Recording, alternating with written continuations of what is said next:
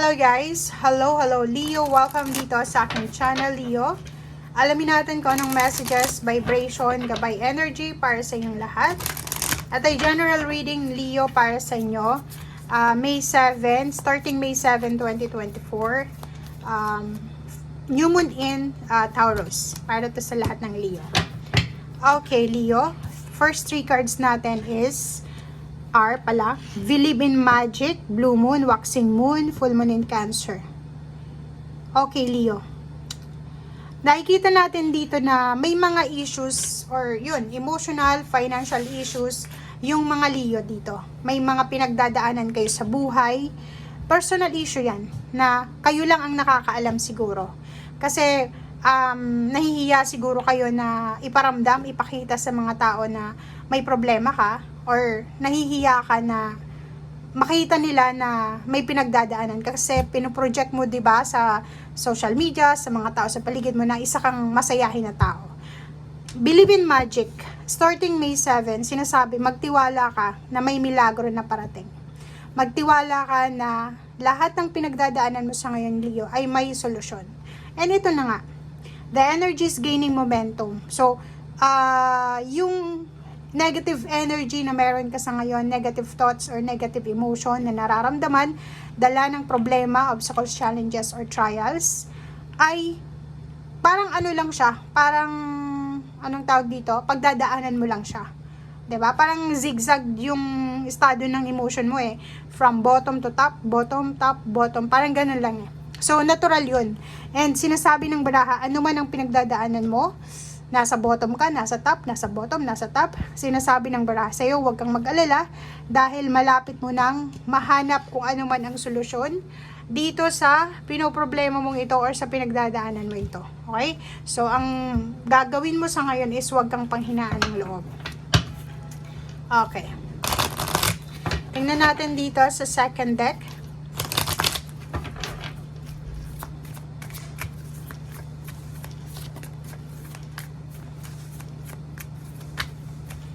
Okay, first card is last quarter moon in Gemini. Kumuha pa tayo ng isa dito. Okay. Diba, Leo? So, starting May 7, ang sinasabi ng baraha sa'yo dito na clear your mind. Okay? Kailangan mong palinawin ang iyong isip, ang iyong puso. Diba? Kailangan mo din mag-relax.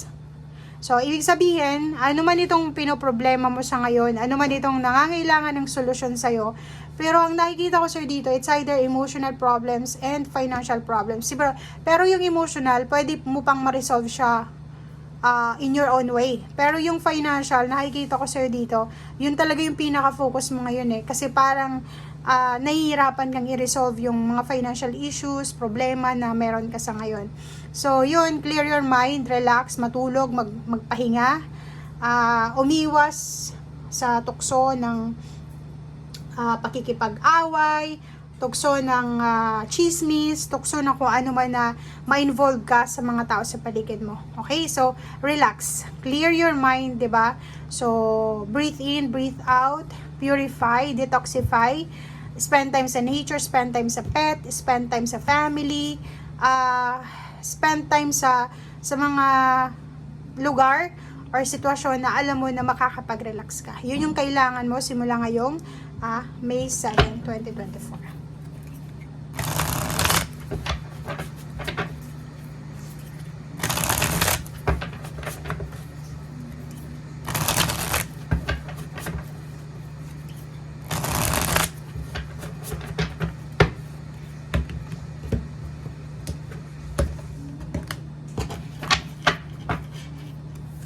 Okay, first card dito is good news. Okay? May posibleng paparating na balita. Maraming mga balita, maganda or hindi maganda. Chismis, letters, call, text, chat. Pero marami dito yung chat. Puro lang itong mga chat. So, maraming balita ang pwedeng dumating sa'yo. So, nakadepende na lang yan sa'yo kung paano mo i-absorb yung balitang ito. And magician, impossible. So, nakikita ko sir dito na may matutuklasan ka, may isang balita. 'Di ba? Isang parang if ever man na matanggap mo ang balitang ito, parang kikilabutan ka. 'Di ba? Parang kikilabutan ka kasi hindi mo to ini-expect eh. Isa siyang milagro na hindi ka makapaniwala na talaga nangyari yun or talaga nangyari yun sa kanya, 'di ba? Parang ganun. So, dito sa barahang to, may isang good news na pwedeng nangyari sa isang tao na kilala mo and unexpected siya. Para siyang milagro, imposible, pero dun mo marirealize na walang imposible talaga sa Panginoon. Okay? Nakikita din natin dito ang isang unexpected or hindi inaasahang pagta-travel, hindi inaasahang paglilipat bahay, hindi inaasahang success, victory, success, or career, travel, or kung ano pa man, na posibleng darating sa'yo. And King of Cups, relationship, peace, harmony, balance. Nakikita ko sa'yo dito na if ever man na hindi ganito yung situation mo sa ngayon, ang daming gulo, ang daming issue, sinasabi ng barahan na believe in the impossible, believe in magic na maayos at maayos din yung emotional mo. And kumalma ka, yun ang yung sinasabi ng baraha sa'yo dito, na kailangan kalmadong isip, kalmadong puso, relax lang ngayon, simula ng May 7 hanggang onwards. If ever din sa relationship, mag-asawa, mag-girlfriend, mag-boyfriend, mag-parents, mag-pamilya, may mga pinagdadaanan kayong mga issue sa buhay, nakikita natin dito na posibleng maayos ito. Posibleng masettle yung mga differences, mga misunderstanding, or ano pa man. Mayroon ditong relationship na uusbong, magbo-blossom.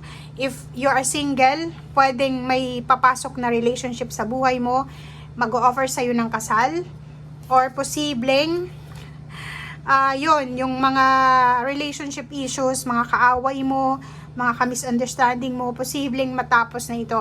Okay?